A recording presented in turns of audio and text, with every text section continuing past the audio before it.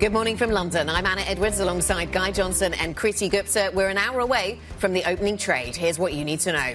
ECB President Christine Lagarde fueled speculation of a pause in rate cuts, saying she doesn't have enough evidence inflation threats have passed. That's ahead of today's euro area CPI print. We're live at the European Central Bank's forum in Sintra, Portugal. On this show, we hear from the South African Reserve Bank governor, as well as the Fed's Austan Goolsbee. Plus, the US Supreme Court rules Donald Trump may have some immunity from criminal prosecution, while the Democrats weigh up bringing forward Joe Biden's nomination. Treasury yields spike. In the meantime, a quick check on these markets here. When you are looking at the futures trading kind of unchanged at the moment for your stocks 50 futures, a little bit of a step lower for FTSE 100, perhaps just paring back some of the party that we saw in yesterday's trade. All that green on the screen, taking a little bit of a breather. The U.S. 10-year at 444. We're going to talk about the U.S. dynamic into that, and your dollar 107.35. The countdown to the opening trade starts right now.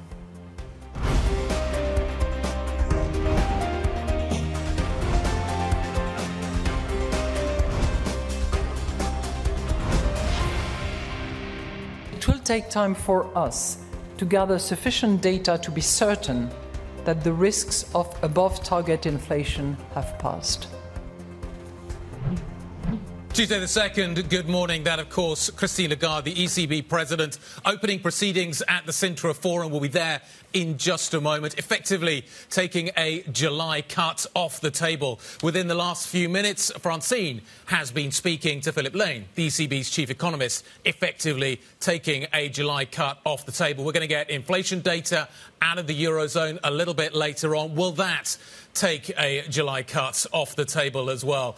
It's interesting to see the politics not playing such a big part in the conversations at Sintra yet. I suspect behind the scenes they probably are. France is absolutely front and centre once again here in Europe. But July, Anna, feels like it's off the table. Yeah, I mean, we haven't seen a huge amount of movement in euro-dollar as a result, but that certainly the market will be thinking about these lines we've had from both Lagarde and from Lane and saying, yes, does needing more time, and this is the line we've had from both of them, that seems to be the talking point they've both been given, suggests to the market that we need a little bit more time if we are going to be sure that inflation is under control, that the above-target inflation period has passed. And as you say, we heard from Philip Lane just recently saying they need more time, and that, crucially, that June won't answer questions around services inflation for the ECB. And so that does suggest that maybe there's more work to do. Interesting to think about disinflation and how much that's actually even been a story of 2024. If we put up a chart of inflation, and we'll get this, as you say, at 10 a.m. UK time, you can see that actually disinflation was last year's story. Inflation has been pretty flat. The rate of inflation has been pretty flat for the Eurozone in 2024. And that's the economic data portion of it. We're talking about whether geopolitics plays a role into this. Over the weekend, the FT talking about, does the ECB then have to intervene if we see some sort of market panic off of the results of the French elections? That's going to be something we also ask one of our guests today in the program. Yeah, we're going to be talking a lot about France. Today is a really key day in terms of what is going to happen in the run-up to the second round.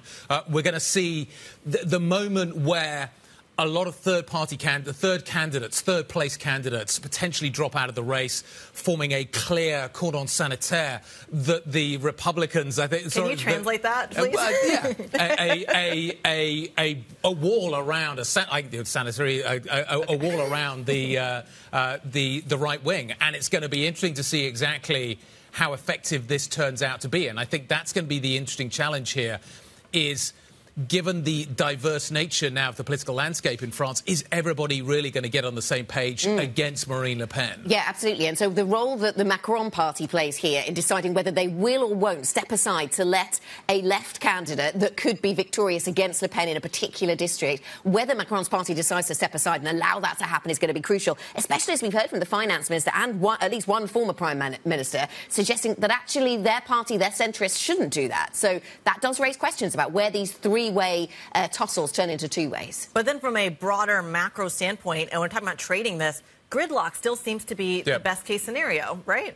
Best case scenario does appear to be kind of I think... Or hung parliament, yeah. The kind of the least worst, I think, is probably maybe kind of flipping that around. What I thought was interesting yesterday, and we just had the charts up, I should have referenced this earlier, the rally that we saw at the Open yesterday in the Kganyago Kriti faded really quite quickly. Yeah. The market wasn't up by much by the end of the day.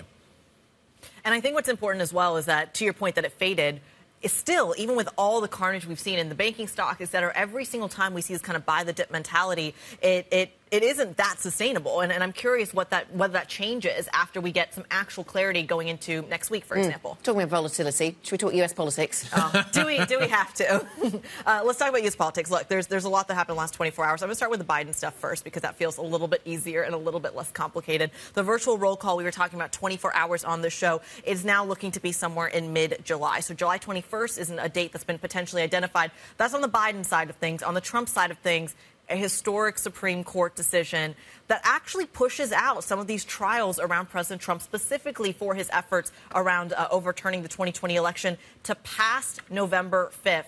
Some key dates showing up on your screen here when it comes to not only the sentencing we're going to get for the hush money trial on July 11th, but also what that means for the Democratic side as well into the presidential debate in September. Yeah. Does Biden's debate performance and the Supreme Court ruling and an earlier Biden confirmation, if that is indeed the plan, does all of that increase the chance of a Trump presidency? And does all of that add up to more inflation? That seems to be what the market is wrestling with. Stagflation seems to be the word that a lot of people are throwing around at the moment. What happens is that he makes immigration harder, he throws people out of the country, he raises the pressure in the labour market. That potentially is inflationary and stagflation and sort of growth has a growth impact at the same time. I've read a number of notes over the last 24 hours talking about the stagflationary risk. We're going to talk to Jennifer McKeown very shortly. She's going to be talking about it from Capital Economics as well. This is a threat, and this is what the bond market now is increasingly alive to. Wall Street has worked out that Trump is going to be potentially stagflationary, and that feels like a really big moment for these markets. Yeah, I think a 10, 11 basis point move in the Treasury market yesterday. Is that hooked to the politics, or is that hooked to day one of trading? That's something we're going to be discussing throughout the show. And later, of course, we're all going to be talking about the geopolitics as well. I'll be speaking to Julianne Smith, the U.S. ambassador to NATO. We're going to discuss the future of the transatlantic alliance. We're going to be talking about what that defense story actually looks like, as well as how well they're actually maybe Trump-proofing NATO, what those conversations look like on the ground as some of the power shifts happen in Europe as well. You don't want to miss that interview coming up at 2:45 p.m. London time, 3:45 if you are in Brussels. And speaking of broader Europe, let's get to the ECB forum on central banking underway at the moment in Sintra, Portugal, where we have Bloomberg's Francine Lacqua covering the event. Fran, walk us through what we can expect from the ECB forum this year. Hi, Kriti. Good morning. Well, look, in the forum this year, we're going to have a lot of speeches. We're going to have a lot of insider knowledge to try and understand why services inflation is still sticky, what the economy needs, and some of the pitfalls if you cut too soon. But really, the conversation was set by Christine Lagarde. She gave a speech yesterday, the opening speech at the dinner. And she basically, what markets want to know is the path ahead for cuts. And she basically didn't pour completely cold water on a July cut, but said, look, it's too soon because we need more data points. We also just had an interview with Philip Blaine, the chief economist, who intimated the same thing. Now, the one thing that a lot of people are talking about in the corridor, Kriti, that actually is not on the official agenda is fiscal policy and, of course, elections. This is a huge week because of the turmoil that we saw in France. And given that Christine Lagarde is also French, a lot of people were trying to get her take on what exactly is happening. Now, I did ask the chief economist whether the ECB was ready to act in case the widening of the spreads between the German and French bonds accelerated further. He says, look, this is, of course, something that they look at. But for the moment, he says there haven't been any worries outside of the normal and no big movements outside of the normal election cycle. OK, Francine, thank you. Lots more with Francine as we go through the programme and beyond. Francine Lacqua, anchor of The Pulse, of course. We'll be back with Fran in Sintra during our show for interviews with the South African Reserve Bank Governor and the Fed's Austan Goolsbee. Later today, we'll also be hearing from the Bank of Portugal Governor Mario Centeno. Later in the show as well, let's talk about what we've got over the next hour and a half or so. Jean-Claude Trichet is going to be joining us. Of course, former ECB president. That conversation at 8:30 a.m. UK time. We're going to talk to him about France. We're going to talk to him about what kind of a government could come next. We've got lots of conversations for Jean-Claude Trichet. We've also got some great analysis on what is happening here as well. BlackRock's Marilyn Watson is going to be joining us. Jennifer McKeown of Capital Economics is going to be joining us a little bit later on. She's got a view on stagflation in the United States. Bhanu Baweja out of UBS. Some great guests lining up. Kriti, over the next hour and a half. And to go with those guests, we've got plenty of data to factor in as well. We've got Euro area CPI coming out later today, JOLTS data, and of course the ECB forum that Fran and Guy were both talking about. There's a lot to digest in terms of this. And I guess my question here is, does any of it matter with the geopolitical turmoil that we're talking about? What is the most tradable event this week? And my argument for that is payrolls on Friday. Everybody would have taken Friday off. Not me. The week ends on Wednesday.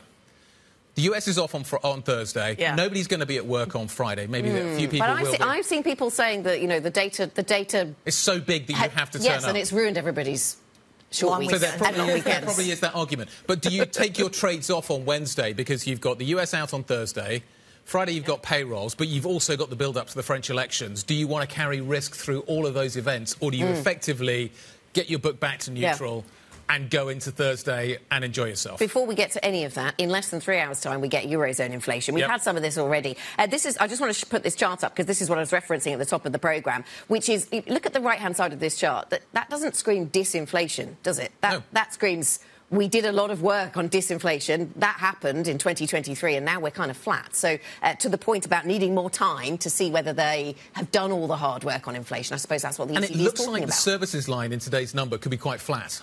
And I think that's where a lot of people are looking right now, is to that services sector of the economy. And that is where we're still struggling to get inflation out of the system.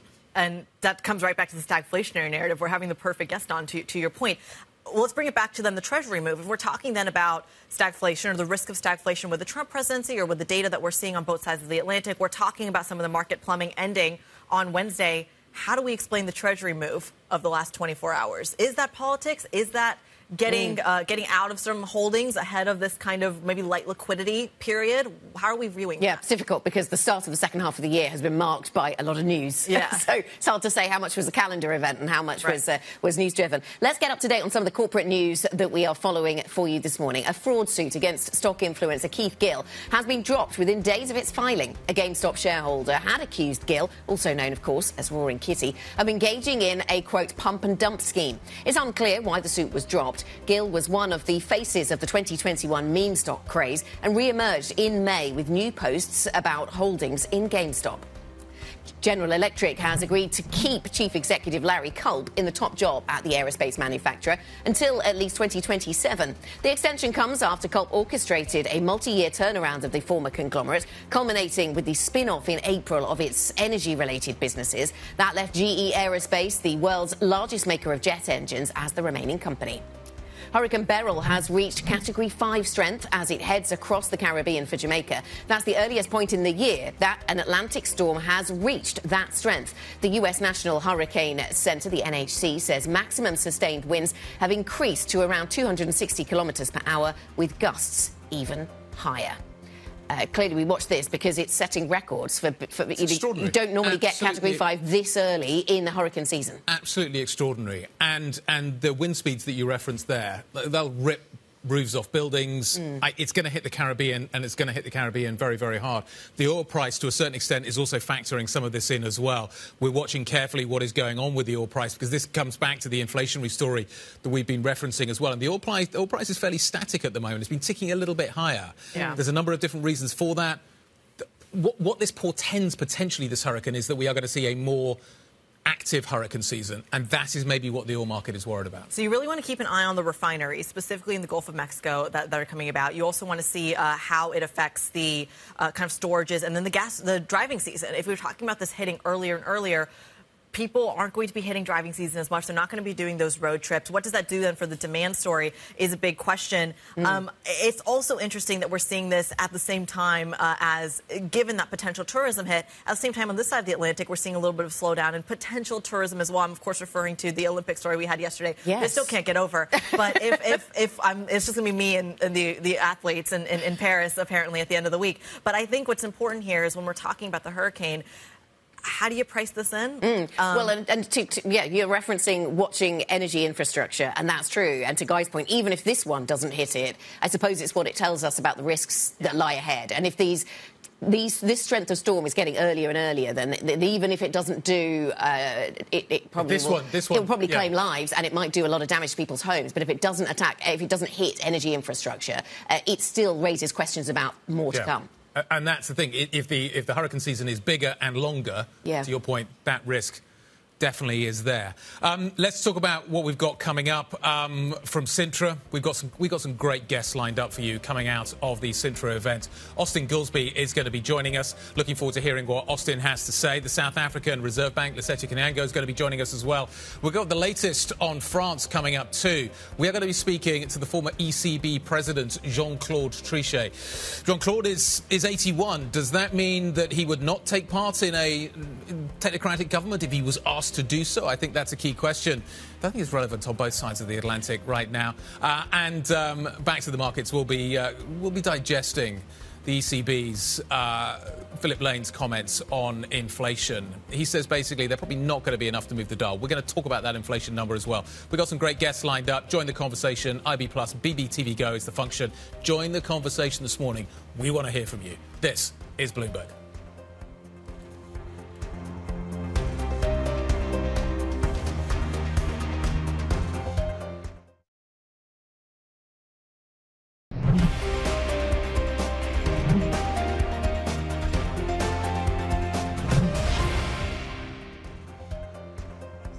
Elections all the time. We will have to see what the new government decides.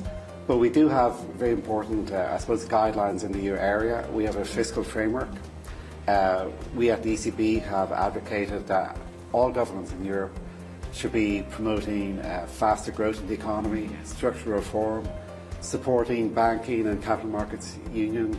So within the context of what we want, let's see what the new government decides. As the ECB chief economist Philip Lane speaking to Bloomberg's Francine Lacroix just moments ago, in fact, in Sintra in Portugal. Joining us now with a look at fixed income markets, Marilyn Watson, head of global fundamental fixed income strategy at BlackRock. Marilyn, really nice to have you with us on set here in our studio. So we heard there Philip Lane of the ECB talking about the fiscal framework and its importance in Europe. When we look at the French election and what are the likely outcomes when it comes to the deficit, is there any outcome here that doesn't lead to a deterioration in the French budgetary situation? Is it possible to price in anything else? Well, as things currently stand, based on the first round, then it does seem that it's likely that there will be fiscal expansion, and it's certainly not going to, bring down the fiscal deficit, certainly in the way that the EU want and the Eurozone want to see. When you have the current polling showing both the right and the left, who both have policies that neither are particularly fiscally constrained, then it is pretty hard to see that we'll see anything other than... Right. And so we wait to see whether maybe, well, depending on the results of the second round, of course, we could see spreads jump even further. I guess, is there any reason to think that spreads come down from here? This is French spreads over German, given what we know already about the way that the politics changes. I mean, the way that we've seen it over the last day has basically, we saw a relief rally. I think people's I guess the probability that you will see an outright majority from either the right or the left has diminished quite significantly. So I think it is possible to see you actually fading the spread from here. I think, the fact that it was such a surprise when the election was called in the first place, it really caught the market off guard. I think that a lot was priced in, particularly after the the EU elections. A lot was priced in terms of sort of worst case scenarios, and now obviously we have to wait and see. But I do think that actually maybe too much fear has been priced in. Even if you do have outcomes that are less fiscally constrained, I do think maybe too much has been priced in, and you maybe could continue to see spreads come in a little bit more, both in France and also in other European government bonds as well, Spain or Italy, for example. You could continue to see spreads compress there too. Let's talk about the United States. Got jobs data coming out a little bit later on. Got the payrolls number coming up on Friday. But the big story over the last kind of day or so has been Donald Trump and his increasing chances of winning back the White House. Is the right Trump trade a steeper curve? So there's a lot to go into that, and that's not just because it's about whether Trump might get into government again, and then obviously all the implications that you have through tariffs that he's threatening to impose again, and the impact that you might have there in terms of inflation. But I think also one of the overriding risks that we have right now in the US, whichever government gets back into power, is the fact that they have this enormous deficit. Yeah. It's being funded at pretty high rates, but it's going to continue as well. And if you actually look at what the budget deficit now and how it's going to continue to grow, and the servicing and the amount of treasuries that need to be issued for that, then I think in either scenario, you may eventually see a steeper curve, and we certainly don't like the long end of the US Treasury curve, I think, given the risks there. I think it's a massive overriding risk, and I think at the moment the focus isn't on that because you have the election, you have a range of different things that might happen in the next couple of years, but I think longer term the market will start to focus back again on actually the US debt and how that is going to be scale of it. The scale of it is enormous. And the fact that the deficits are likely to continue. The word I've heard a lot, though, has been stagflation. Is stagflation. Yes. Would a Trump presidency be stagflationary? Would we see a hit to growth at the same time that immigration maybe causes a rise in inflation? Do you agree with both sides of that? I think it's harder to see on the economic growth side what the impact will be of either government coming into power. I think if you look at some of the policies, and certainly the market has been pricing in more inflation if it expects Trump government. We've seen that in tips, for example. We've seen that the market is pricing in more inflation coming through from the tariffs and elsewhere. I think on the growth side, it's a bit trickier. It's a bit harder to tell because the nature of the economy, as well as we see it, is that growth has been very, very resilient. You have seen, particularly on the service sector, it's continued to do well. And when you look at immigration, migration, it's really difficult to tell right now whether that's going to have an impact or not, and actually how successful a Trump government would be in also altering the dynamics around that too. So I think that one's harder to call. So you said you don't want exposure to the long end of the curve. Let's move it to the forward end. Are you seeing or expecting a floor in yields, for example, on the 10-year, despite the fact that, yes, it's at the whim of monetary policy, but consensus is until the election, it won't change much? What's the floor in yields right now? So, I mean, we do think it's possible that you could see the Fed cut rates this year. It's possible that they may even cut them in September. We have quite a bit of data to come between now and then. Inflation is coming down in trend in the US. And if you look at sort of core CPI ex shelter, then it's actually down to around 2%, which is obviously the target. Yeah. And, the labour market is holding up well, but it is continuing to also soften as well. And as you said, we've got the job openings data coming out later today. We've got the payrolls data at the end of the week. We think the unemployment rate may well sort of remain where it is, but I think we'll see, fewer job openings, announced later today. I think we could see, sequentially, non-farm payrolls are going to continue to come down as well. Yeah. So it's possible that you may actually see the Fed cut rates as well. And I think certainly when you see the volatility around rates that we've seen from the end of last year when they were pricing in, a huge number of cuts, to then at one stage this year pricing in hikes, to now, again, I think the focus is on actually the Fed will eventually cut rates and then gradually continue to cut from there. So in terms of a floor on rates, it's hard to say, but I think they're going to stay in a range now. I think, the market does think that the next move will be a cut in rates, and it's possible that will be September. All right. Marilyn Watson, head of global fundamental fixed income strategy at BlackRock. We thank you so much. She's talking there about the inflationary story, about the fact that the Fed may actually cut rates. We'll, of course, have a slew of other economists joining the program in just a little bit to talk about whether she's right. Plenty more ahead. Stick with us. This is Bloomberg.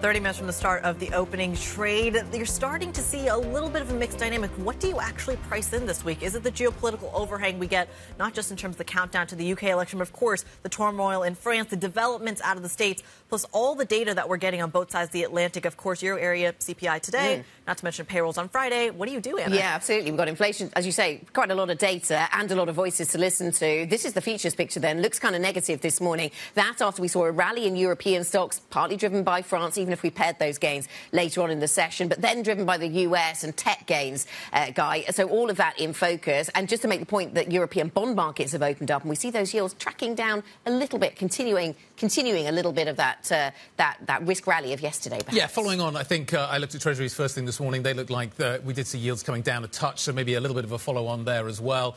US markets, the kind of the read-across is quite significant this morning for European markets, and that negativity coming through. But there's so much in the background. How much risk do you want to take this week? I think is a really key question. A lot of portfolio managers are going to be watching this week really carefully. To your point, lots going on, lots on the political front, lots on the macro front that you've got to factor into your thinking. Massive risk events at the end of the week, 2 massive risks at the end of the week. When people might not be at their desks, as we've talked about. So you get thin liquidity. So let's assume that you turn up, but the guy next to you doesn't, or the girl next to you doesn't. You've got thin liquidity, so you could get a really bumpy ride on Friday. Do you want to take that risk into that Friday session as well? So lots going on. Let's talk about another market that we've been focusing on quite a lot over the last few days and weeks, South Africa. The South African President, Cyril Ramaphosa, has announced his new cabinet. This, of course, after a month after the ANC lost its parliamentary majority. Ramaphosa has allocated posts to business-friendly opposition politicians, very much signalling his intent to try to revive economic growth in South Africa. Let's get another perspective on this. Lesetja Kganyago is the governor of the central bank. He joins Francine Lacqua at the ECB forum in Sintra, Portugal. Francine, over to you. Yeah. Thank you so much, Guy. I am delighted to be joined by Governor Kganyago, of course, the South African Reserve Bank president. Thank you so much for joining us, Governor. There's a lot going on. How does the fact that the Fed seem very reticent to actually cut interest rates impact your monetary policy thinking? I'm not sure why people are so focused on the Fed cutting interest rates. People should be focused on the Fed's objective, which is price stability. And so for us as a small open economy, the decisions taken by the Fed affect global financial conditions, and to that extent has an impact on the direction of capital flows. But as far as we are concerned, we know that the stance of the Fed changes relative prices in the financial markets, could lead to a realignment of exchange rates. And to the extent that our own exchange rate adjusts, we then look at what it means for economic activity in South Africa and what it means for future price formation. And that is what determines the kind of stance that we take. And so what does it mean for your monetary policy? How do you see it from now until the end of the year? Well, monetary policy is still very much focused on price stability. We actually expect that we will be back within target in the first half of 2025.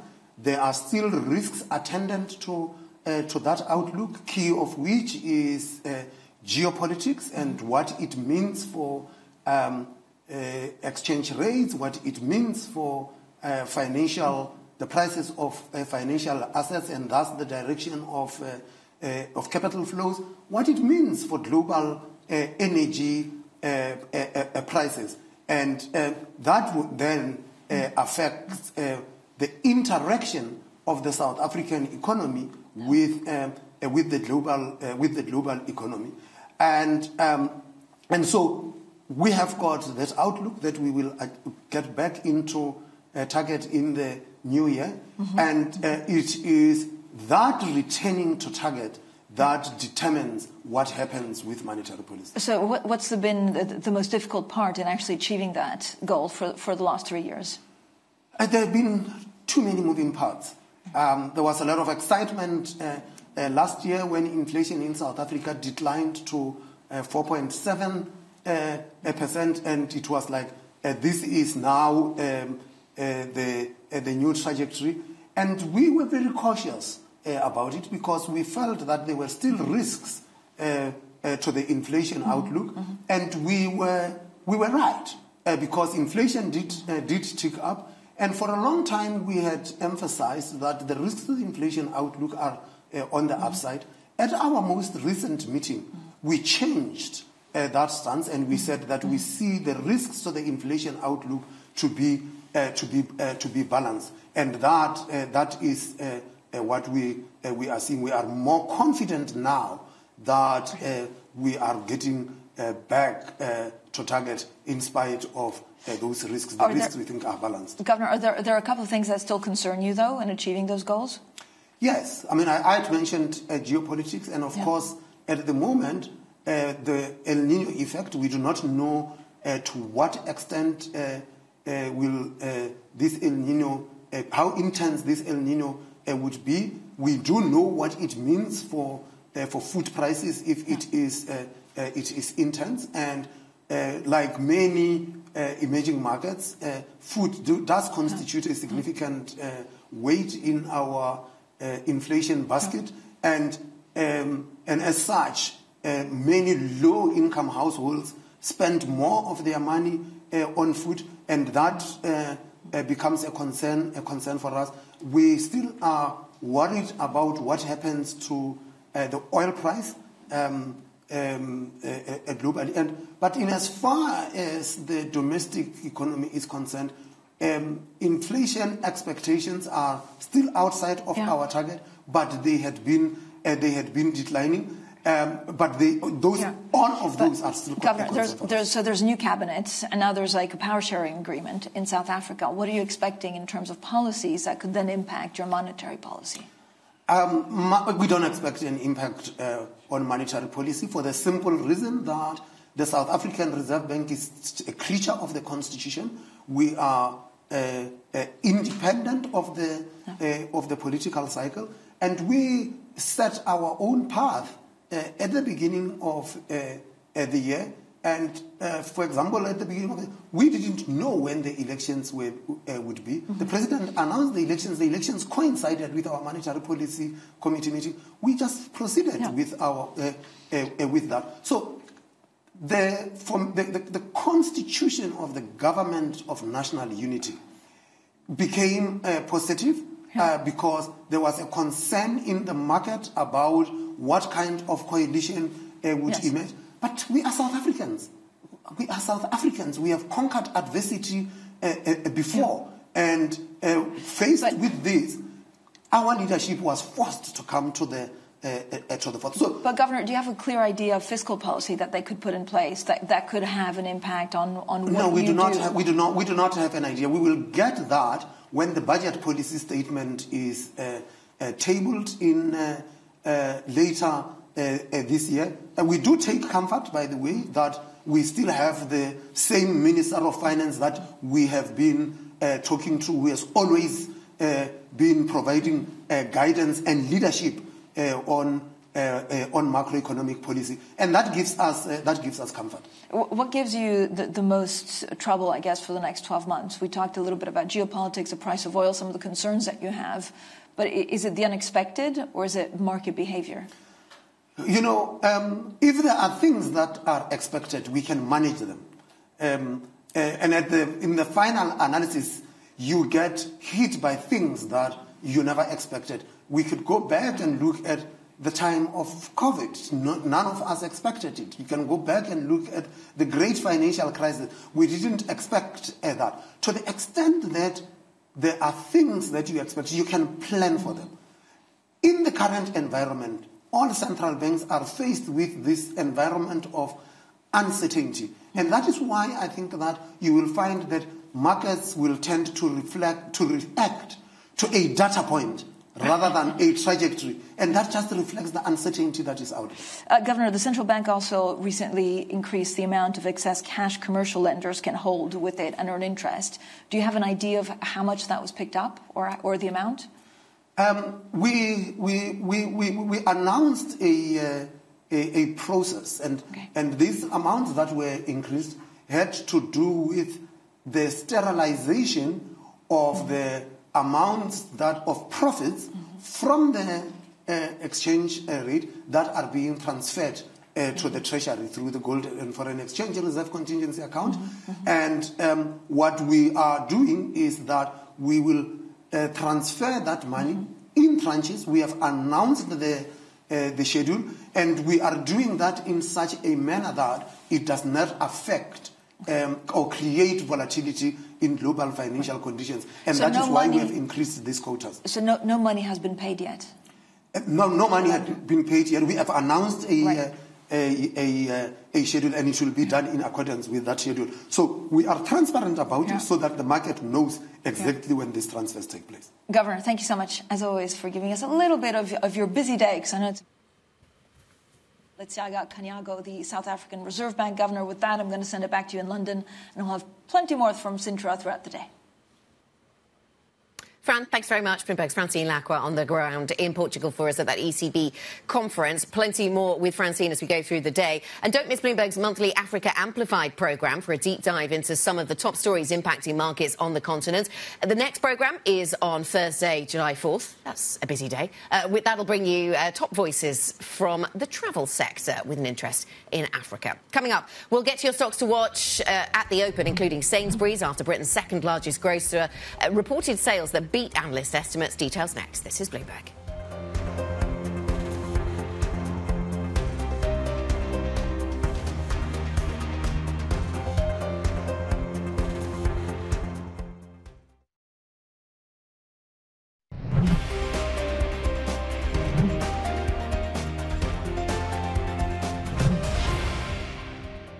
We are still facing several uncertainties regarding future inflation, especially in terms of how the nexus of profits, wages and productivity will evolve, and whether the economy will be hit by new supply-side shocks. And it will take time for us to gather sufficient data to be certain that the risks of above-target inflation have passed. Christine Lagarde, the president of the ECB, speaking at the opening dinner last night at the ECB Forum, which is taking place in Sintra, Portugal now. We've got some great guests lined up throughout the next hour and a half as we work our way through the programme there. Lagarde taking July off the table, it seems, in terms of the rate cuts. We've heard from Philip Lane this morning, basically saying the same thing. We're going to get some inflation data out a little bit later on. Will that also take July off the table? Are the data strong enough, or weak enough, I guess you could argue, to necessitate back-to-back cuts? Well, let's try and answer that question now. Jennifer McKeown, Chief Economist at Capital Economics, sitting next to me. Good morning. Good morning. Is that what the data's telling you as well? Is there no need for kind of back-to-back cuts from the ECB? Yeah, I think that's right. And cuts every 3 months have been kind of a standard for central banks in the past, haven't they? Or changes in interest rates every few months. And we can remember the ECB's traffic light system, where it used to warn kind of gradually that cuts were coming or that hikes were coming at that time. So I think that's a normal process, and that's what the data are telling us. The Eurozone's growing again, so that's kind of encouraging, but only slowly. Inflation is edging down, but it's still too high, especially services inflation. So while I think there's room to remove that policy restriction and to bring rates down a bit, there's no need to be acting urgently with consecutive. So how many more do we get this year? I think probably 2 more this year. Right. And then 1 a quarter next year as well, just a steady reduction depending on the incoming data, obviously. Jennifer, we're talking a lot about the deficit on both sides of the Atlantic, France, the UK, the United States. How big of a concern is that? I mean, is there even something that can be done? In terms of fiscal policy, what are you watching in terms of addressing it? Yeah, well, you're right. Deficits, they need to be addressed pretty much everywhere, really. France is at the moment around about 5.5%. That's clearly too large. It's not a sustainable position, particularly for an economy that doesn't tend to grow very quickly. If we compare, for example, the US and France, the US tends to grow more quickly and therefore can sustain higher deficits, plus the fact that the US is the world's reserve currency puts it in a stronger position. So for France, for Italy even more so, deficits even higher there. There needs to be some further consolidation, albeit a relatively gradual one that doesn't cause the economy too much harm. So what does that trade-off then look like when we're talking about things like, and I'm going to steal lines out of Keir Starmer, for example, talking about the trade-off between growth and then addressing the austerity needed around the public finances? Yeah, well, there is a trade-off, isn't there? And I think the situation becomes better. Of course, the situation becomes better if interest rates do come down, as we're all hoping. So if disinflation continues and central banks are able to bring rates down, then that puts governments in a much better position where that trade-off becomes less difficult because they're paying less interest on this. existing debt. Yeah, do you see disinflation as continuing, Jennifer? Because we were looking at a chart earlier on in the programme of the success of bringing inflation down in 2023. But you look at 2024 on the Eurozone, it hasn't moved all that much. I mean, it ticked up recently and then down again, but it's been quite flat since January. I wonder if this is something that is still in process or whether that's done and this is the new normal now for inflation. Yeah, you're absolutely right. I was looking at the charts of services inflation yesterday for the US, Eurozone and UK, and you see this steady downward trend and then just flat at kind of 4%-ish on average for the whole of this year. So that looks quite worrying. I think the fact is that the easy wins are behind us. So even as energy inflation falls, as food price inflation fell, that has knock-on impacts on services inflation. But those easy wins are behind. What we're looking for now is signs of softening in the labour market and less tightness in the labour market. Signs that the previous weakness of activity are starting to pull down on inflationary pressures and that firms are starting to rein in their profits. And I think there is evidence of that, particularly if you look at forward-looking labour market indicators. I think they are suggesting that we're going to get this further slowdown in wage growth, which should renew that downward trend in inflation. So you do still see the risks on inflation to the downside, and that sets us up for cuts still to come then? I think inflation will probably fall further. In the US in particular, there are some fairly unfavourable base effects going into the second half of this year, which mean that you're not going to see a really sharp decline. But we should see some further decrease. And in the Eurozone, in the UK, yes, I would anticipate that inflation would continue to edge down towards target in the rest of the year. Jennifer, the debate we're having around the table this morning is kind of what is happening over in the United States, what the bond market is reacting to, whether or not it is Donald Trump, whether it's simply just the kind of the beginning of the month, and we're starting to see maybe bond markets repricing. And what is happening in particular, Kriti, with this narrative around Trump being stagflationary, and whether that's what the bond market is reacting to? I mean, you hear it in every headline this morning, and I was so confused by it when it comes to, do you price in something, do you price in this kind of potential fiscal policy and coming out of Trump 3 days after the debate, as opposed to pricing in, say, the first half of the year? And I'm curious what that connection is when it comes to the bond market and the Trump story. And I think generally there's quite a lot of anxiety around, isn't there? And there's certainly a connection between what's going on in France, what's going on in the US, just globally. There's a lot of uncertainty at the moment. So it's unsurprising the bond markets are a bit jittery about that. So far as Trump's concerned, and so far he's been relatively circumspect on the prospect of a major fiscal loosening, and maybe in a way Liz Truss has done everyone a favour by sort of highlighting. That's what it felt like. Not at the time. Well, you're welcome. That's right. So we all know now what can happen if you announce huge unfunded fiscal stimulus, and I think hopefully that has been a warning to the various relatively populist politicians around the world. Yeah. All right, Jennifer McKeown, chief economist at Capital Economics, giving us her take on the economics and the politics on both sides of the Atlantic. Let's go a little bit micro here and now get our stocks to watch with Joe Easton from our equities team. Joe?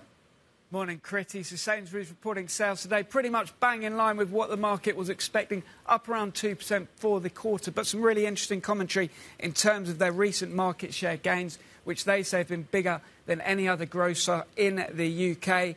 And volume remaining strong as food price inflation comes down, so keeping demand elevated at the moment. The weakness, though, over in Argos, the electronics retailer that they acquired around 5 years ago, sales down 6% in that business. Now, this has been a bit of an underperformer versus Tesco's recently. Tesco's doing more buybacks, and there are actually a couple of notable sales on Sainsbury's, including JP Morgan, one of the companies that recommends selling this one, but potentially we might see some positivity in that stock today. Then we're also looking at Sodexo over in France. This is the airport and office catering company. Now, they're seeing a double boost at the moment. Their revenue around €6 billion. So that was very slightly below where the analysts were looking for it to come in at. But North American growth boosted by the return to office. That continues to feed into their office business, according to the company today. And North America is their biggest business as well. If we look on a 5-year chart, we can see that drop during the pandemic really hit that company hard, but it has powered on since then, had a good recovery, trading well above pre-pandemic levels at the moment for that one. finally, in the travel space, we're looking at TUI, an investor selling around 7 million shares of this one. This is at Link Market Services, offloading the stock at around $6.30 a share. That's a 5% discount from where it closed yesterday, so we might see some weakness coming into this one. It's not had a bad year in terms of its performance versus the broader DAX, but it's another one that's worth looking at on a longer-term period. Look at the 5-year, we can see still trading well below where it was before the pandemic because they issued so much debt. We are seeing some negative movement in that one on Tradegate. Keep an eye on TUI in Germany today. Thank you very much, Joe Easton, our equities reporter, going through a number of companies to keep an eye on. I'm also drawn to this story about Northern Data, listed over in Germany. Interesting that they might be able to, and you won't be surprised to hear, list a part of their business that is AI-related for much more than the value of the business as it is at the moment listed in Germany. So they are looking into that, and their advisors telling them they could get $16 billion for that AI business. I wonder how many US. carve-outs there are going to be along those kinds of lines. That the value is not being crystallised. So even if you don't want to move your whole listing to the US, maybe you carve out a bit of your business that is US focused or AI focused, and you create some value that way. Create some value, but for how long before that comes crashing down? That's going to be something we watch in the entire AI space. Actually, isn't that the entire theme that we're going to see? A correction that we're waiting for, but never seems to come. Futures are pointing lower. Coming up next, it is the market open. This is Bloomberg.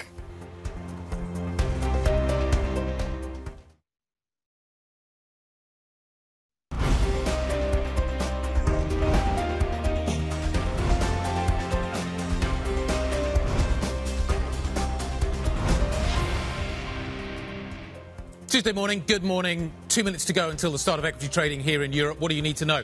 Well, actually, the expectation is that European stocks are going to open lower this morning, which is a little curious. If you take a look at this chart here, remember the blue line is Europe, the white line is the US session. As you can see, the US session closed higher than the European session, so in theory, you should have some upside momentum. Now, yesterday's session was really driven by French banks. Is that trade going to roll over today? Maybe that's one of the factors we need to think about. US futures are also a little bit softer. So this chart doesn't tell us very much this morning. The futures, though, Kriti, do. They absolutely do, and the underperformance you're talking about, and potentially the French banks, but also the broader index, is already prevalent here, down about 0.5%. Look, compared to yesterday at 24 hours ago at this moment, we were looking at a 3% rally into French futures. You can see, even though it's a bit of a breather, it's still not as big of a move lower as we saw 24 hours ago, higher. Nevertheless, Eurostoxx 50 futures down 0.4%. The FTSE 100 seems to be the underperformer right now. How much of that is an election overhang? How much of that is just cashing out ahead of a pretty tumultuous couple of days, Anna?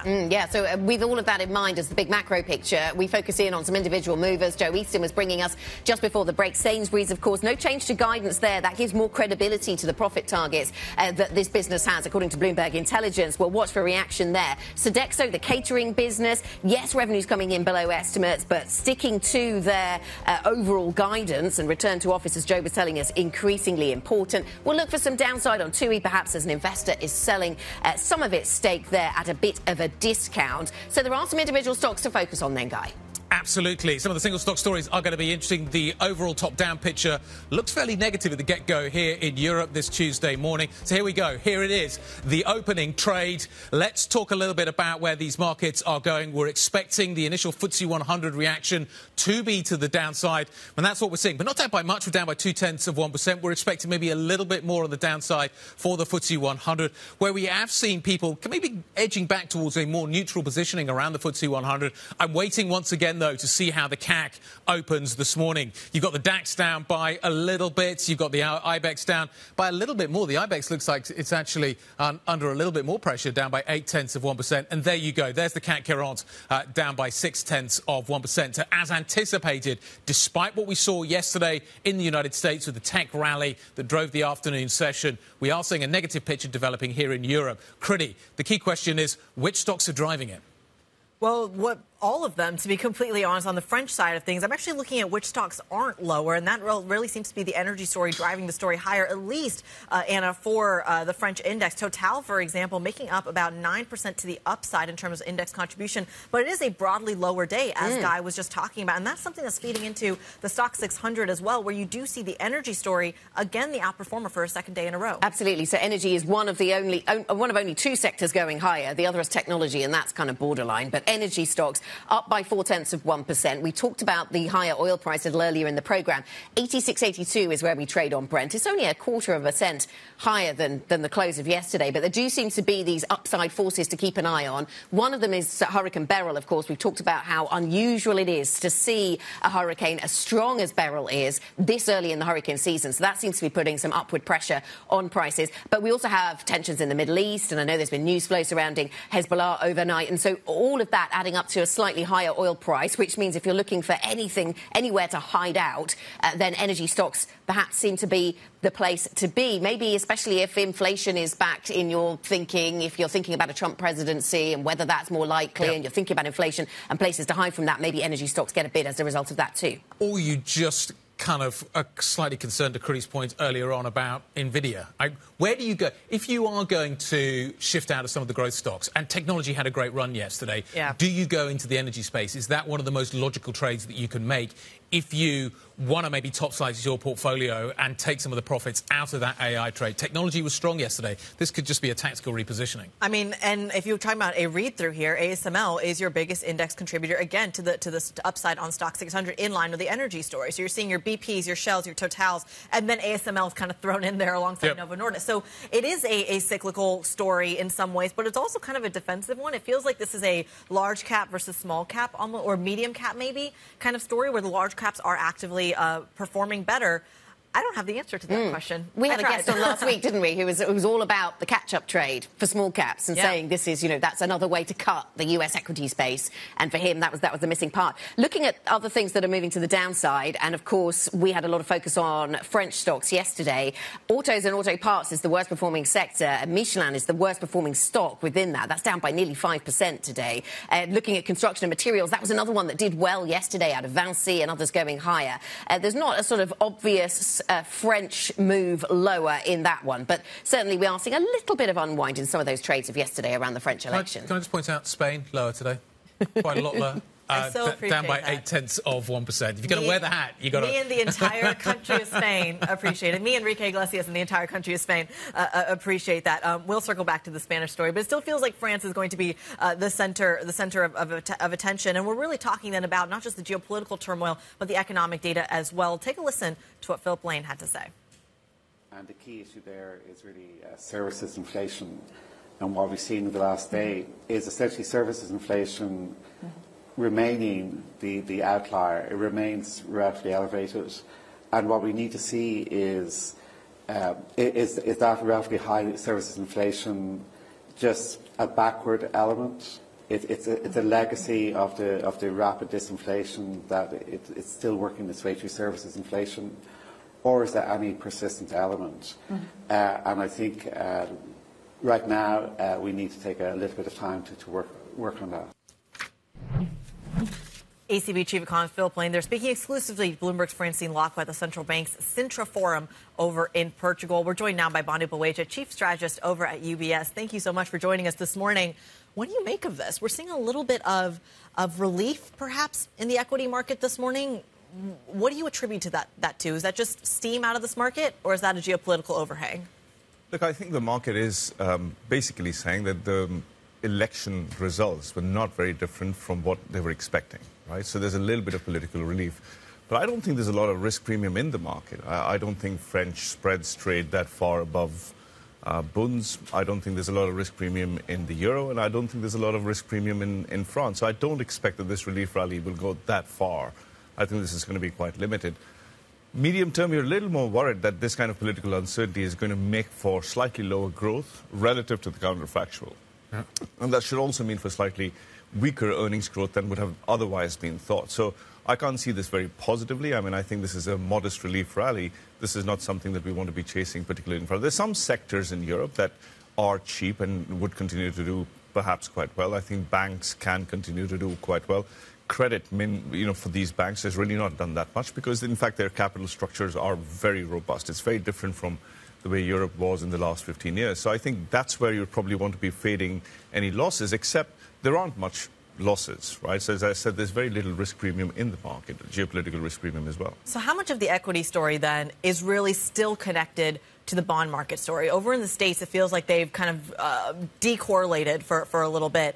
How much of the cross-asset story is still relevant here? Well, the bond-equity correlation remains quite positive for now. I think that will change, and I think the one thing that will change it is lower inflation. As inflation comes lower, I think you will probably see as core inflation begins to settle below 2.5, 2.6%. That's usually the threshold, the Rubicon, below which bond-equity correlation goes negative, and we've crossed that, and I think if we settle down here, which I think we will, bond-equity correlation will go negative and bonds will become a diversifier in portfolios again.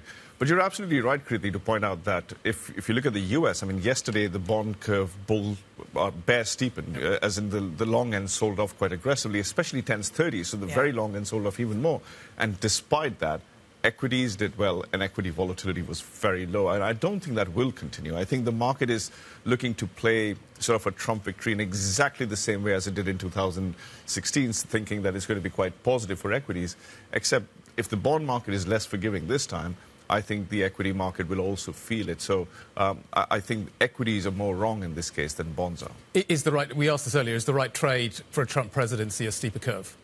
It should be a steeper curve. That's definitely the case. Of course, life's never easy, which is to say that at this minute, U.S. inflation is coming lower and the Fed is staying put. The Fed is not cutting rates. That makes for a flatter curve, but I think the steeper curve over the next 6 months is absolutely the right trade. We should also think about the break-even trade, which is the inflation trade, because what's really strange about the fixed income markets is that inflation has come off quite a long way, but real yields have not.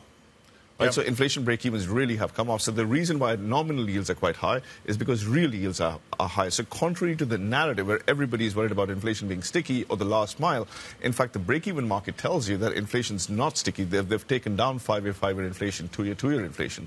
Now, I think that's probably gone too far. And if you're thinking about, a Trump tariffs, 10% on all imports, 60% on imports from China, that could actually lead to slightly higher inflation. As if they're listening to the programme, Bhanu, the ECB's Muller says there are risks of underestimating price stickiness. You were talking in the US, but there was also a global reference in there as well. There is. So why are you so convinced then that prices are not sticky when we keep hearing that from various officials? Oh, for the simple reason that growth is slowing down, right? And much more so in the US than in Europe. In Europe, growth is, if you look under the microscope, improving, right? I mean, it's a very small improvement and from a very low level, but growth in Europe is improving, right? And also because real wages, I think what we really need to understand is that real wages are in different states in many different regions. In the US, they're already peaked about a year back and are back down close to zero. Real wage growth in the US is back down close to zero, whereas in Europe is much higher. In Japan, it's just about beginning to go. So very desynchronized cycles. We're not used to this, right? In pre-COVID, what happens to China today happens to the rest of the world tomorrow. These cycles have become completely desynchronized, and real wages in the U.S. have come off, and that's why consumption in the U.S. is palpably slowing down. And this is why I think inflation is also going to come lower. And I think that's the main story. Geopolitics is very interesting, and we'll talk about that throughout this year. I'm sure we'll talk about the election, but I think one of the main stories is lower U.S. inflation through the summer. And even the next sprint, the last two prints were below consensus. I think the next sprint is also going to be 17 basis points. Now, the point is that the fixed income markets and break-evens are pricing a lot of this in. So if there's a surprise from politics, from geopolitics because of higher tariffs, I think that would be lower real yields, higher inflation. Can I just come back to the difference you flagged just a moment ago between the differing reaction yesterday? So we get one reaction in the bond market, one reaction in the equity market. It was technology stocks that drove us yesterday once again. And the debate... The technology sector just feels so different and is having such a big effect on the equity market that the equity market in some ways is not responding in the way that you would normally expect it to do. How much longer does that continue for? And I'm not going to ask you to name individual names here, but do I want to have in my portfolio, am I going to get much more out of my portfolio,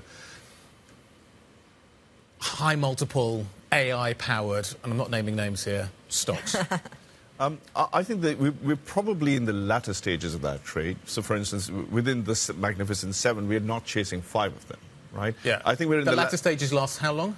The latter stages last probably about 3 months, if that. And this is also because technology stocks are sensitive to interest rates, and we think that the front-end interest rates will come lower, in line with lower inflation. I think the Fed narrative around September could change dramatically. I think the Fed has been extremely hawkish in the face of a slowing economy, looking at real yields of... They cut in September? Well, I think there's a high likelihood that they cut in September, but there's a greater likelihood that what the market is priced for 2025 is much too low. So the narrative of the Fed, I think, will change right now. The 2-year yields will come lower. That can push technology stocks higher, but we're looking at 56.50 for the S&P. From there, I think, so from there you'll see the S&P very likely coming lower. So one step higher because of lower inflation, 2 steps back because of weaker growth. Isn't that positive? So why not chase all those Magnificent Seven then, if you expect that the market is wrong about September or the market is underpricing a September cut? Because in some of these cases, valuations have gone too far. And we are chasing tech more broadly, partly in the US, but also in Korea, Taiwan, Japan, China. So we are chasing tech quite broadly because tech, not just the Magnificent Seven companies, but all of tech should benefit from slightly lower yields. It really shows up as one of those sectors, along with real estate, along with utilities, that really benefit from lower yields. But some of these have gone far too much, and the earnings momentum is shifting in these cases, and that's why we're not chasing. You talked about desynchronization earlier on, Bhanu. It sounds like that there are real reasons then to expect the Eurozone to be on a different course to the Fed, although you expect the Fed to cut quite soon, so not for all that long.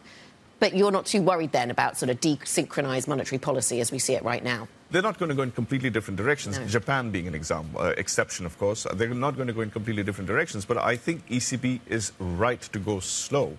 I think the Fed will probably have to go much harder once it begins to go. The Fed will have to go much harder. So I think the Fed is much more mispriced than the ECB is. ECB, 3 cuts this year, 3 cuts next year, steady as she goes, with real wages being reasonably high. I think this is why we're not going to get much from Lagarde in terms of forward guidance. The ECB is going to go quite slow. I don't think it's going to be it's going to move step for step with the Fed at all. When we have this conversation in 6 months, in terms of what this back half of the year has looked like, how much of it will be largely a function of capital flows, of liquidity, of a defensive bid into the states more than anything else? I think the last point is probable. I think you will probably see a defensive bid in the states because growth is downshifting, right? And it could be about capital flows, but if it is about capital flows, then essentially you're saying the market is totally a momentum-based market. And a momentum-based market is one where you're chasing Magnificent Seven. We are chasing only tech for the next 6 months. I don't think that's likely. I think Magnificent Seven, that trade is quite mature, at least from a tactical perspective. Of course, these are great companies. That's why, hence the adjective magnificent. So over the medium term, they will do quite well. But there are different phases where they slow down and perhaps there's a tactical correction. I think that is likely. I think the sort of the central pillar of how the markets are likely to trade over the next 6 months, I think, is lower inflation first in the U.S., followed by lower growth in the U.S. So Europe and China will improve smalls, but U.S. is coming lower. OK, let's wrap this all up in a nice, neat bow. So we've got sort of precisely. Yeah, we'll try and do that. Inflation's coming down. Political risk is there. Stock markets have run quite a long way. Probably got a little bit more, but maybe they fade after that. So in aggregate, the nice little bow, am I risk on or am I risk off? You are risk off in equities, right? Broadly, so I'm risk off. That because I don't hear this from a lot of portfolio managers right now. What I hear is risk on. So, but your sense would be, I want to be, that mentality has to change. I need to go risk off. Over a 6-month period, lower growth will be the bigger issue rather than lower inflation. So lower inflation today keeps you risk on for a month or two. Yep. Lower growth compromises risk over a 6-month period, and perhaps more so than inflation will help it in the near term. What gets these portfolio managers there? What's the moment? I hate to say it, but price itself.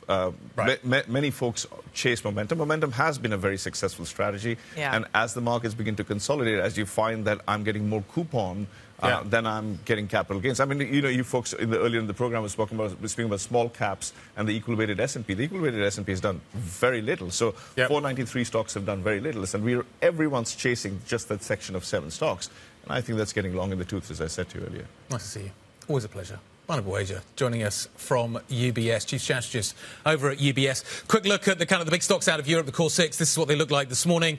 This is the picture we are watching. More of a mixed trade. You can see some tech maybe feeding off what we saw in the States yesterday. The growth narrative maybe still evidence with Novo Nordisk also tracking higher. The rest of the market feels like it's a little bit more defensive this morning. Not going anywhere in a hurry.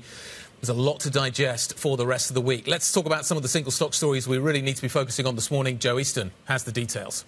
So we are seeing small declines in the two big companies that gave sales updates today. Sainsbury's and Sodexo both declining. Sainsbury's looks like their growth is actually slowing quite significantly. They were talking in the statement around gaining market share, but when you look at the numbers, sales growth of around 3%, down from around 10% at the peak of the food inflation crisis. So that does seem to be weighing on the outlook, alongside that weakness in the smaller Argos business as well. Sodexo, meanwhile, only very slightly below estimates in terms of the revenue, but that stock has had a good run this year, so potentially giving up some of those gains. We brought up some read-across stocks as well. Tesco for Sainsbury's and Compass, the big rival to Sodexo, those ones declining very slightly as well today. Then in terms of the deals, that big mover over in Germany, it's Northern Data, probably best known for its Bitcoin mining business, but as you were discussing earlier, potentially looking to list its AI business in the US with a valuation of around $16 billion at the high end. Now, bear in mind, this is a company with a market cap of less than €2 billion, so that is really showing it could potentially unlock some value there. Carrefour, we've had an update from them on some brands they're buying in the French region, the Match brand being one of them. They've actually upgraded some of their synergy targets, not seen too much movement there. And Tritax Eurobox, this is in the commercial real estate in the UK. They have got some offers coming in from Blackstone in private equity, according to a statement last night. In terms of TUI, we had that discounted share placing coming in overnight. There was around 7 million shares of the company, so we're seeing that one slipping today, down 3.5% as investors price that one in. Then we'll take a quick look at the oil stocks. You did already cover those. We've seen oil gaining at 2% since yesterday's close, partly due to news of that hurricane coming in the overnight news flow as well. A bit of a movement in some of those stocks this morning. One stock we haven't covered is Michelin. Now, traders telling us that the company held a pre-close call with analysts last night, and they are looking pretty soft on some of the volumes for the French tyre company, according to the analyst reports coming in at the moment as well. So we're seeing that one declining 4.2% this morning. Couple of morning calls to bring you back in the AI theme. This one, Teleperformance, gets an upgrade. This is the call centre company, also in France. Morgan Stanley actually saying the AI risk for call centres is actually overdone. They reckon you should be buying into that theme. And finally, a very rare upgrade for Siemens Energy. This one coming in from Redburn. We've had a lot of issues with their wind turbines, but Redburn reckons that's overdone. And take a look at that price target, €42. It's only trading at 25. It's the highest price target on the street for Siemens Energy, and we're up 3% in Germany for that one. Joe, thanks very much. Joe Easton from our equities team with a look at some of the stocks on the move. We'll continue the markets conversation next. This is Bloomberg.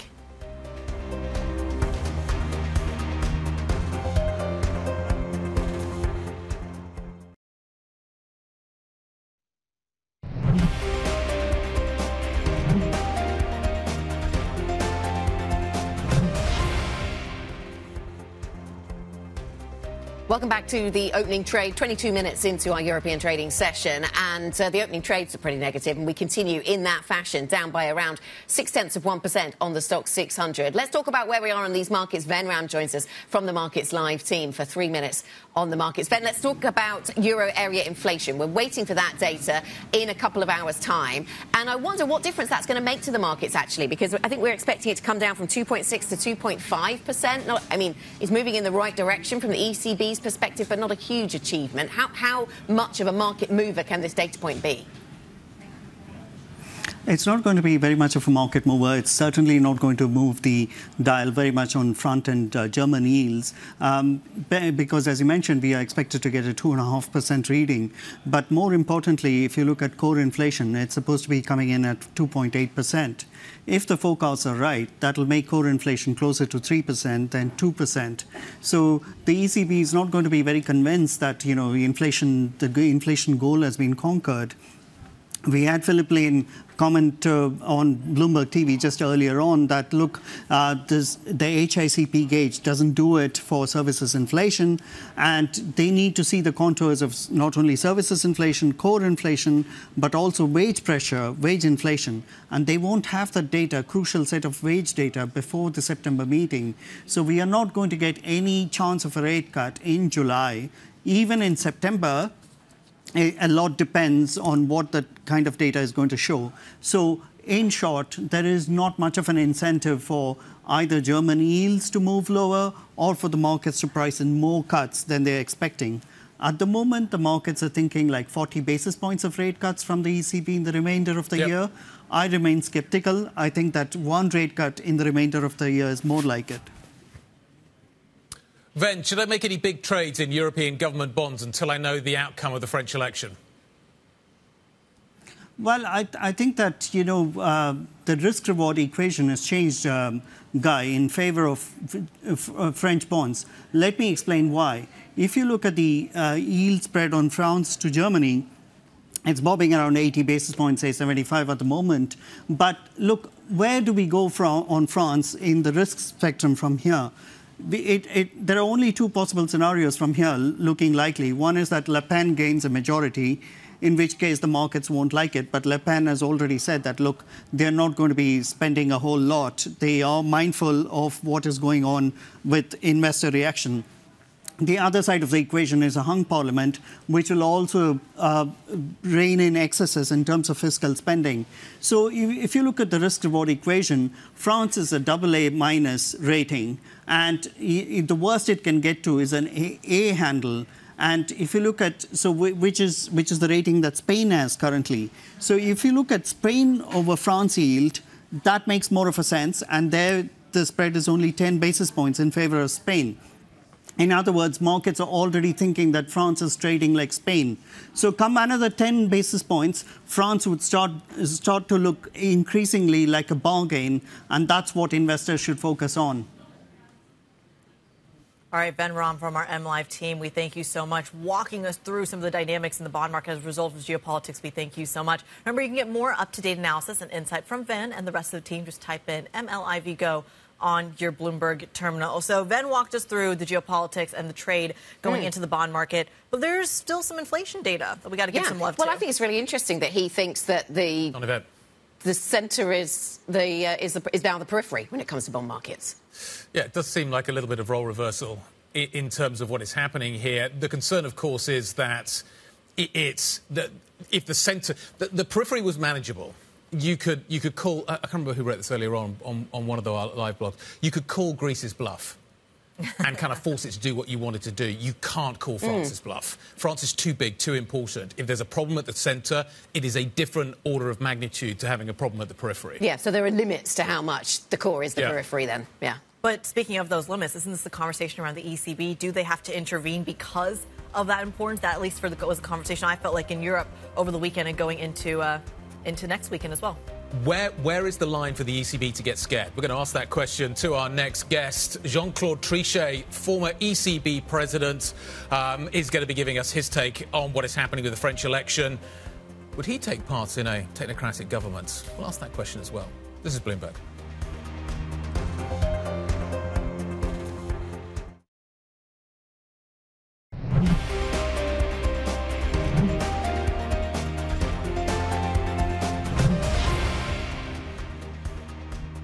It remains a very, let's say, undecisive outcome ahead of next weekend. The situation in France is very difficult, so you have a choice between hang parliament and parliament and far-right government. So neither of them sound particularly appealing. Maybe you block a majority by the hard right, but in the best case scenario, you get a hung parliament that effectively means very little decision making, no ability to deal with a very wide budget deficit.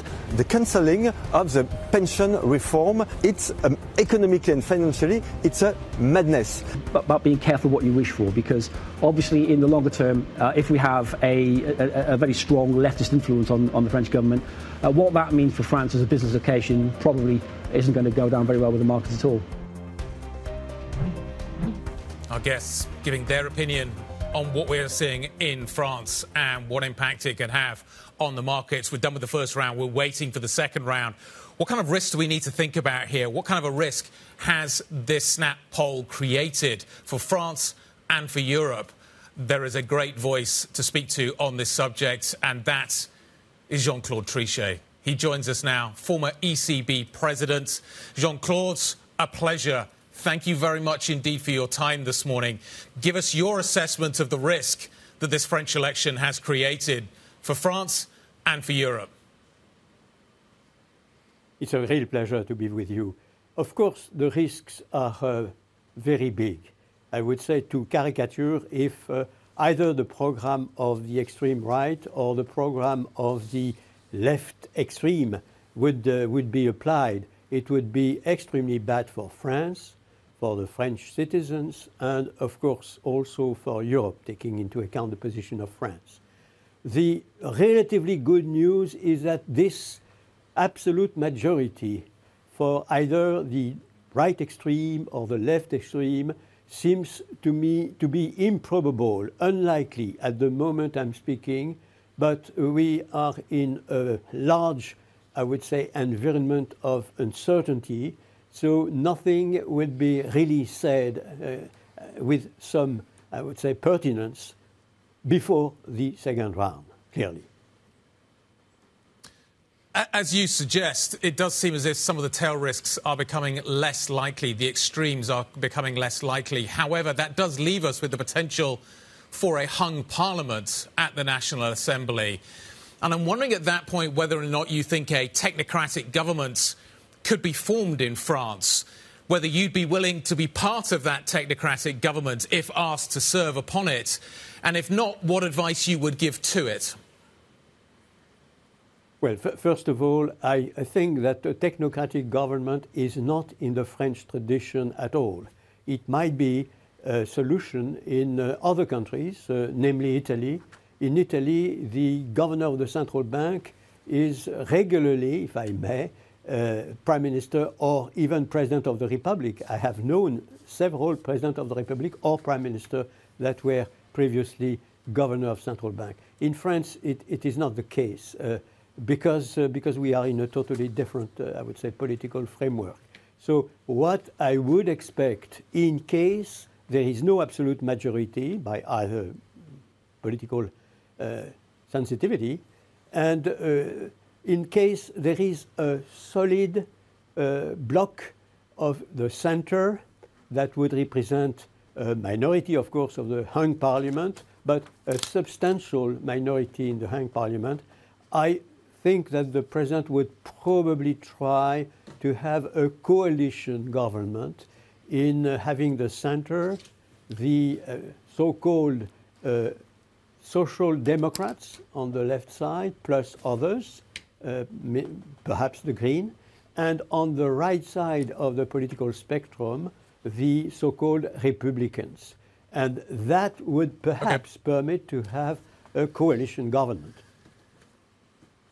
OK, just on the technocratic government front, Christine Lagarde has got a great job right now. You know it's a great job.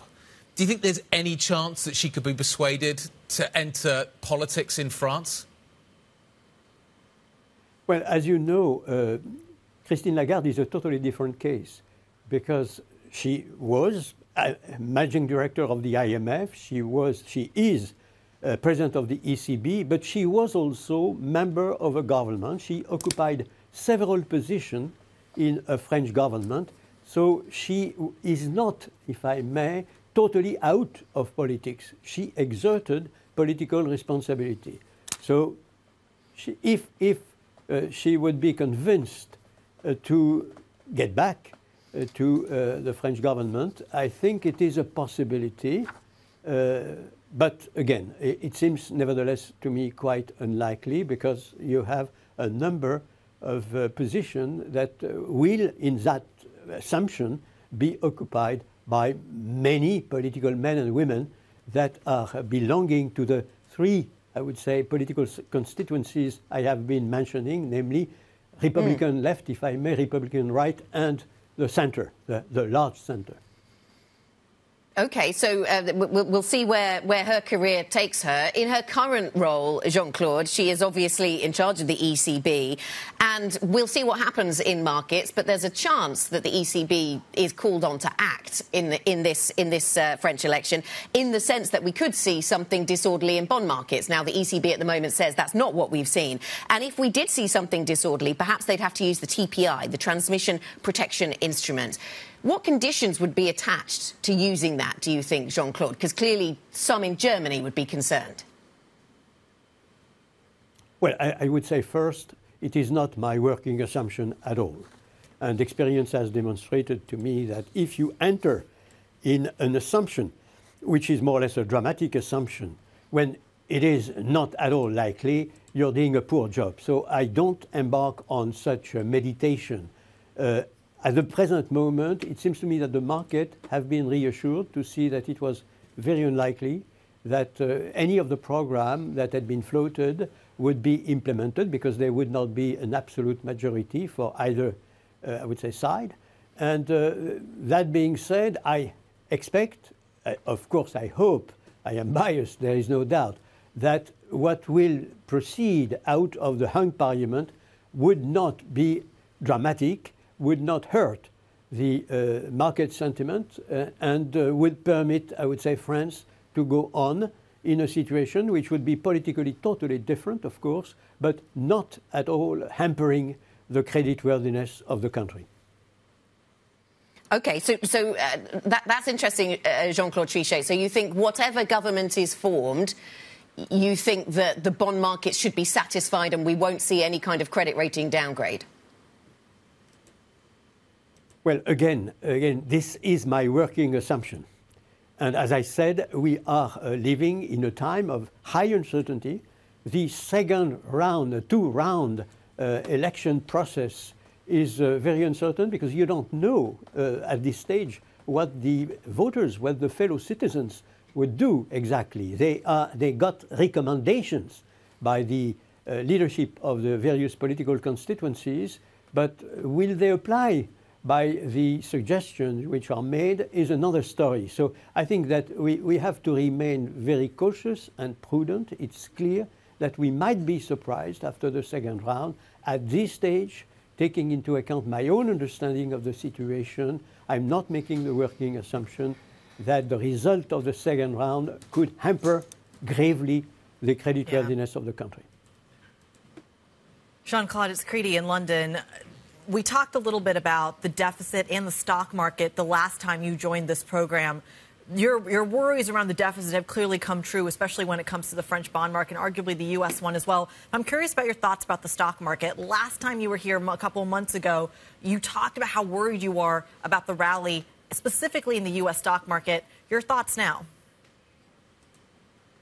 Well, I'm very worrying, obviously, and still be, because at the global level, of course, I'm not speaking of France in particular, but at the global level, I see a drive up of the stock market, which seems to me over-exaggerated. And it seems to me true in the US, in Europe, to a lesser extent perhaps, and also in the rest of the world. So we will see what happens. I have experience in my own past, professional past, situation of that kind, where you have something which looks like abnormal behavior of markets. In the long run, they are always right, as we all know, of course. But in the the short run, they can be a little bit out of the fundamentals. We will see again. I don't want to be a Cassandra, but it seems to me that some kind of correction on the stock market will materialize at a certain moment. And again, I'm speaking of all stock markets, US and the others. Yeah. Well, speaking of the U.S., the last 48, 72 hours have been quite tumultuous on the U.S. political scene as well. Jean-Claude, I'm curious about how worried you are about what the next 6 months in U.S. politics, whether it's a Trump 2.0 or a Biden 2.0, may look like for the future of Europe going into 2025. It is absolutely clear that we have an enormous influence of the U.S., of course, but of the U.S. administration on Europe, to the extent that we are experiencing a big war in Europe for the first time since World War II, I have to say. We are experiencing a shaky U.S. backing.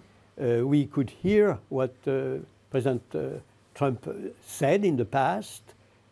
We expect that if he's again to the helm of the U.S., we can have very bad surprises in terms of position vis-à-vis Russia, in terms of position vis-à-vis the, I would say, support, strategic support of the U.S. So this is, of course, something which we looked at very, very carefully. I cannot hide that I am myself afraid of what could happen, and many Europeans are also afraid. Anyway, it gives an additional argument for the traditional French view that in any case, in the medium and long run, we have to rely on our own might. We have to rely on our own strength. And I'm speaking, of course, not only of France, but of the whole Europe.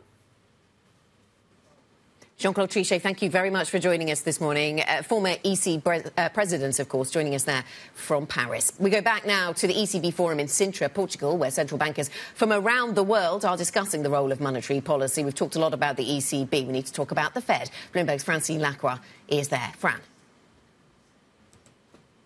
Yeah, we need to talk about monetary policy worldwide. You're absolutely right. And joining us now is Austan Goolsbee, president of the Chicago Federal Reserve. And I welcome, of course, our radio listeners and our TV viewers as well. Thank you so much for joining us. There's a lot going on in the world right now, and the focus is firmly, of course, on Europe, but more importantly, on the Fed. Now, there are a number of outside economists, including Mohamed El-Erian, that have suggested that the Fed should get on with cutting interest rates. And this is risk perception. Is there too much danger in waiting for too long to cut? Look, there's a danger from waiting, and there's a danger from making wrong moves. The basic function of the central bank and what the Fed's got to decide is we move to a quite restrictive posture. We raise the rates a great deal in a short period of time, and we've been holding it there. We got to this rate when inflation was over 4%. And inflation's now down close to 2.5%. So if you sit with the rate somewhere while inflation goes down, you're tightening. And the reason that you would want to tighten is if you think you're not on path to 2%. If you're on path to 2%, you've got to take seriously that the U.S. central bank's got a dual mandate. So if employment starts falling apart or the economy begins to weaken, which you've seen some warning signs, you got to balance that off with how much progress you're making on the price front. So how worried are you about the unemployment rate, but with the jobs slowing down? I mean, it's still, the unemployment rate is still quite low, but it has been rising. And if you look at quit rates, if you look at the ratio of vacancies to the number of unemployed workers and various conventional measures of the job market, they're cooling, but they're at a level which is still pretty strong. That's kind of what we've been trying to fully sort out. Now, I think if you look at the second half of last year, in the U.S. we had 7 straight months of excellent inflation. We hit a bump in the road in January of this year, but now we've gotten a string of improved inflation readings. If we get more like what we have just seen, to me, that feels like the path to 2%. But so, at what point would you want to cut rates to make sure that the unemployment number doesn't get worse? I mean, how do you calibrate that? You need to calibrate that. That's the right way to say it. It's not a formula that says, hey, well, last month this is what happened, therefore let's change the monetary policy. You got to take it in totality. As I say, we've been restrictive. If you look at the real federal funds rate of just interest rate minus inflation, it's as high as it's been in decades. And the only reason that you would want to be that distinctively restrictive is if you think that the inflation is not coming back to 2%. If you get months that are like the second half of last year or like what we've seen now here for a bit of a string, then I feel we're on path to 2%, and you return, if that's returning to normal, the rate structure return to normal too. So what does your June dot look like? Would you cut? Would you? I don't like tying our hands even partially. So it's going to depend on the data. It depends also on the composition. If you look at inflation, in the Fed's dual mandate, we've been doing great on the employment side. And we have done far less great on the inflation side. But now inflation is coming down, so we got to think about both sides. Within inflation, goods inflation has looked almost back to what it was pre-COVID. Services inflation improving, getting closer. And the thing that's been the toughest puzzle in the U.S. has been why housing inflation hasn't come down. The way they measure the inflation in Europe is different. By the European measure, the U.S. would already be at 2%, but we're still grappling with this housing issue. But is it fair to, I mean, when I'm hearing you speak, is it fair that you would cut then sooner rather than later? Well, like I say, I don't like tying our hand. We're still going to get a lot of data between now and the next meeting, and certainly between now and the rest of this year. But the question of how restrictive the Fed wants to be when we're at a pretty historically restrictive position depends on what happens to inflation. And if you just hold the rates where they are while inflation comes down, you're tightening. And so you should do that by decision, not by default. When you look at unemployment, so it's around 4% at the moment, if it slows down a little bit more, is there a danger, if it actually rises a bit more, is there a danger that suddenly it kind of gets out of control? There is a danger. Look, the historical business cycle pattern, as you know, is there's not slow deteriorations. What we have seen so far is very unusual. Usually, as they describe, unemployment goes up like a rocket and comes down like a feather. And so that's on everyone's mind, that there are some warning signs in the job market. But is this time different, or is this a real concern of yours?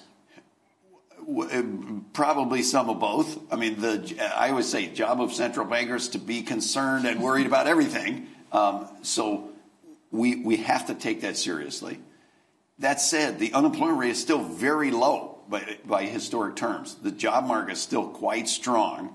It's just been some warning signs. And as inflation comes down, we got to keep our eye on the other side of the mandate. If you remain restrictive for too long, that's going to be a problem. I know you don't want to tie your hands into calling a cut or a when, but when the Fed starts cutting, is it going to be a cycle of cuts like we've seen in the past? Or is this cycle different? I mean, it depends what happens with the data. This has been a very unusual business cycle, recovery. Now in the job market, it looks unusual. So I don't like to predict for the next meeting, much less what would happen in multiple meetings after that. I just think we just have to see what happens. But do you think the market needs to be guided? I mean, the markets have been all over the place in pricing cuts and then not cuts. I mean, some even looking at possible rate hikes. Yeah, look, the market does what it does, and the central bank does what it does. And Paul Volcker was my mentor, and he had this phrase: "Our job is to act, and their job is to react, and let's not get the order mixed up." So the market, it's presumption. It's not for the central bank to give guidance to the market. The market is trying to figure it out. They have a tendency to run one way, run the other way. And you've seen that with the announcements of the summary of economic projections, for example.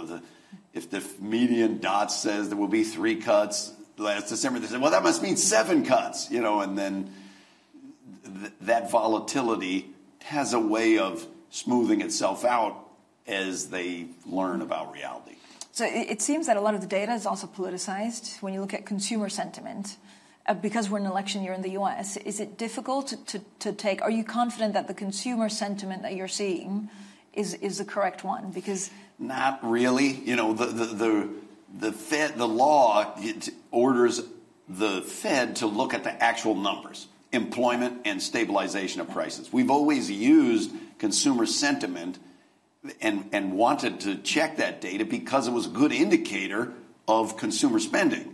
And part of call it politicization, whatever you want to call it, this real divergence in the consumer sentiment data is that it's become a horrible predictor of actual spending behavior. So I think that's, at least for me, that's made me a little cautious of concluding too much from what comes out of that. So what does that mean, that you're putting more emphasis? We have a jobs report on Friday. Yeah, I put a lot of emphasis on the jobs reports, on for sure all the measures of inflation, both the official measures, and we now have such a wide expanse of private sector information that we can get in real time about prices, and I'm in the Chicago district, it's the heart of the Midwest. We talk to business people, we talk to community leaders. We're trying to get real-time information. I put a lot of weight on that, too. Austan Goolsbee, thank you so much for joining us today. That was the president of the Federal Reserve Bank of Chicago. With that, Guy, back to you in London. We'll have plenty more from Portugal. Francine, thank you very much indeed. Looking forward to the rest of the coverage coming out of Sintra. Austan Goolsbee says that the employment data is important. Maybe we all need to turn up to work on Friday. It's going to be a big day. Anyway, more on that next. Plenty more still to come from Sintra. This is Bloomberg.